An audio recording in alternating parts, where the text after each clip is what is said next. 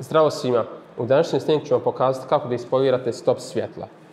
Znam da na našim prostorima postoji mnoštvo snimaka vezano za poliranje prednjih svjetala, to jest farova, ali vezano za stopke stvarno nema mnogo snimaka, tako da sam se odlučio danas da vam pokažem kako na što jednostavniji način da ispolirate vaša stop svjetla.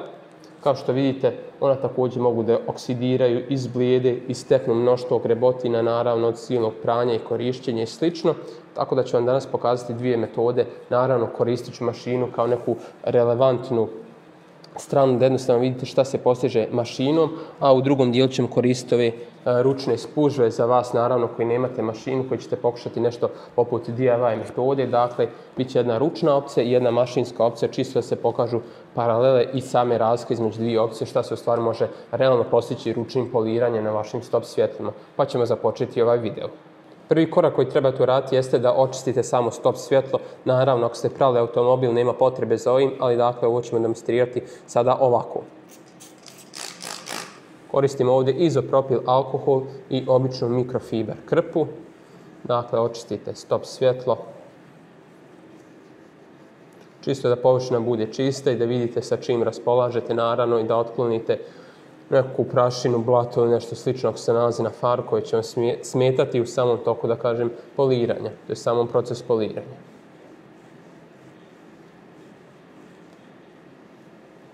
Drugi korak je zaštita samog laka okolo.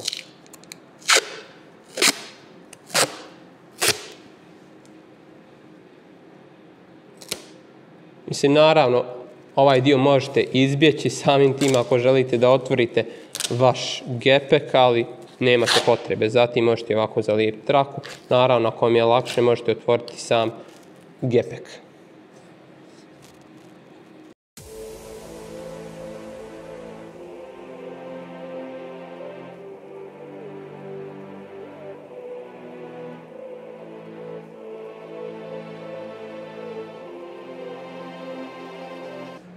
To bilo to za ovaj korak. Prelazimo na treći korak, a to jeste samo poliranje.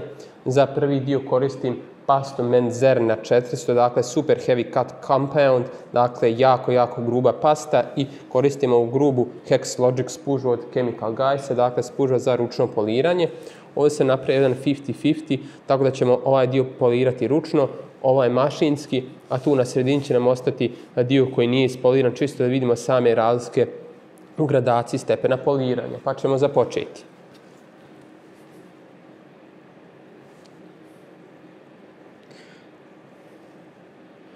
Napravite nekoliko ovako manjih tački, aplikujete na samu stopku,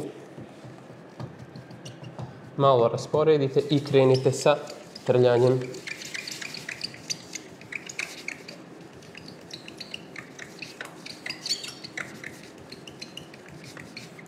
Dodate još malo i rasporedite na čitavu stopku.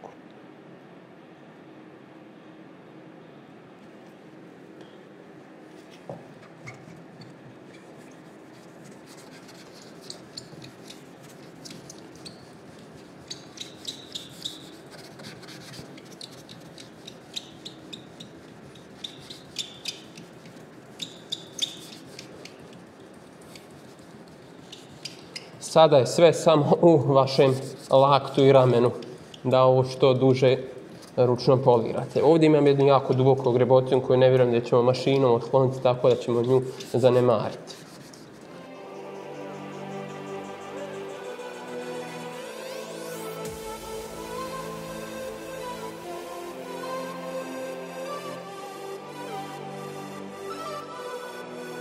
Nakon što ste prešli ovaj dio sa grubom pastom, potrebno je isti očistiti sa izopropil alkoholom, tako da ćemo to sada odraditi. Sada ova stopka možda izgleda malo matirano, to je zato što smo koristili grublju kombinaciju paste i spužve, ali zato sada prelazim na finu pastu za poliranje i finu spužvu za poliranje da vratimo taj finalni sjaj.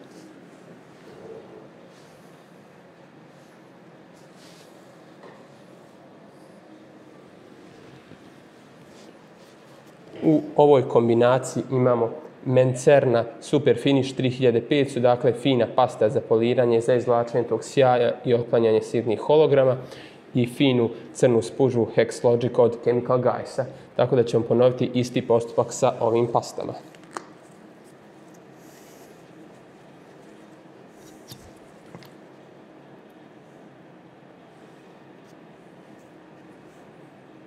Isto nanesite nekoliko ovakvih zrnaca malih, rasporedite i započnete sa trljanjem.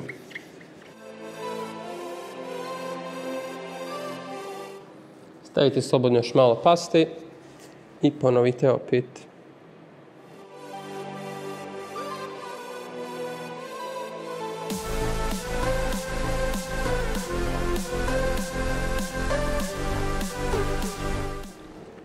Sada ćemo opet da očistimo stopku sa izopropil alkoholom. Dakle, ovaj dio smo prešli ručno, sada ćemo ovaj dio da pređemo sa samom mašinom i onda ćemo vam na kraju pokazati neke određene razlike. Za mašinsko poliranje ćemo koristiti ovu malu Kraussovu mašinu.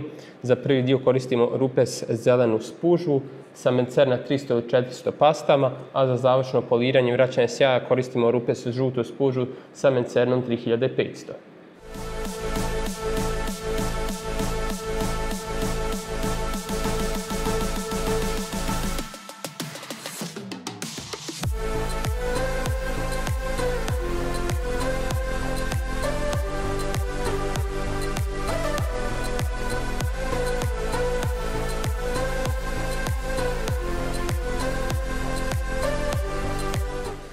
Sada smo stavili Rupes žutu spužvu i stavit ćemo pastu Mencerna 3500.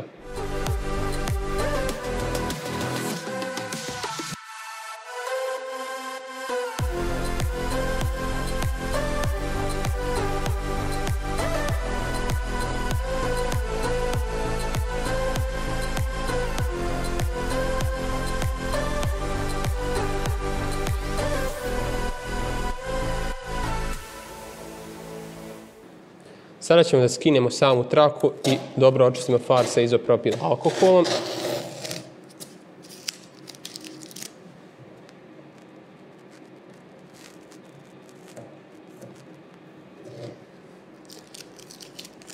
Teško je skidati ovu traku rukavicama, baš je problem. Inače ih skidam, ali evo sada nisam.